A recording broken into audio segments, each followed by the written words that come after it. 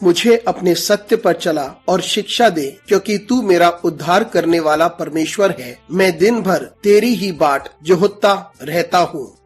शनिवार 25 सितंबर 2021।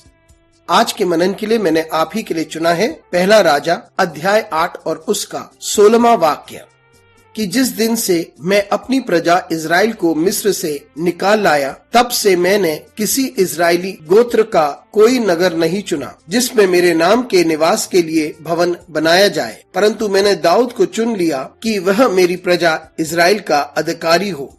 आपका दिन आशीषित हो। जब परमेश्वर हमें चुनता है तो हम इस बुलाहट के वफादार रहें।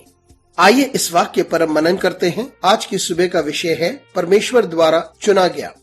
यहाँ हम देखते हैं कि सुलेमान मंदिर के लिए प्रार्थना करता है और वे परमेश्वर को आशीषित करता है, और सुलेमान लोगों से बात करता है मंदिर के समर्पण से पहले, और वे महसूस करता है कि ये परमेश्वर का एहसान था जो उसने राजा दाऊद पे किया। दाऊद ने परमेश्वर के एहसान का अनुभव किया और इसलिए वे परमेश्वर के लिए एक मंदिर का निर्माण करना चाहता था, लेकिन परमेश्वर ने ऐसा नहीं सोचा था, क्योंकि परमेश्वर नहीं चाहता था कि दाऊद उसके लिए एक मंदिर का निर्माण करे, लेकिन परमेश्वर ये चाहता था कि सुलेमान दाऊद का पुत्र उसके लिए एक मंदिर का निर्माण करे। लेकिन जब मंदिर का निर्माण हो चुका था, तब सुलेमान ने लोगों को संबोधित किया और उसने परमेश्वर के एहसान को जो उसने दाऊद पर किया और इजरायली लोगों के ऊपर जो परमेश्वर का एहसान था, उसे सुलेमान ने याद किया। और फिर वे परमेश्वर के चुनाव के बारे में बात करता है और कहता है कि परमेश्वर ने किसी भी शहर को नहीं चुना था, और यही परमेश्वर ने कहा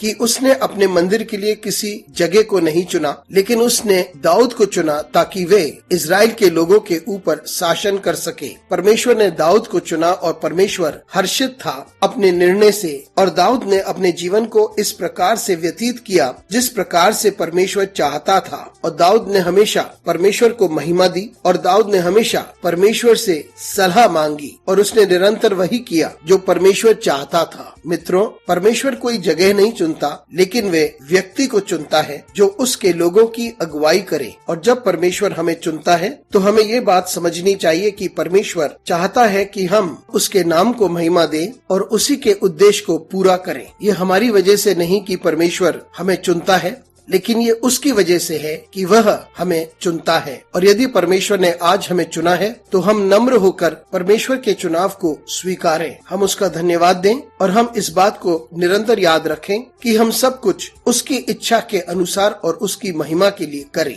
ऐसे समय आते हैं जब हम अपनी बुलाहट से पीछे हट जाते हैं, और ऐसे समय भी आते हैं कि हम अपनी बुलाहट से दूर हो जाते हैं, हमारे घमंड के कारण, हमारे पद के कारण, या हमारी प्रभुता व अधिकार की वजह से। हम राजा साउल की तरह ना बने जिसे परमेश्वर ने चुना और फिर परमेश्वर ने अपने निर्णय पर खेद किया। हम दाऊद के समान बने, परमेश्वर की सारी इच्छा को नम्र होकर के पूरा करें और उसके नाम को महिमा दें। हम परमेश्वर के निर्णय को अपनी जिंदगी में स्वीकारें और सारे कार्य को उसकी महिमा के लिए निरंतर करते रहें। अनुग्रहकारी परमेश्वर स्वर्गीय पिता, यदि तूने हमें चुना है, यदि तूने हमें बुलाहट दी है, तो हमारी सहायता कर कि हम नम्र बने रहें और सारे कार्य को तेरी इच्छा अनुसार और तेरी ही महिमा के लिए करें। यीशु मसीह के नाम से मांगते हैं, आमीन।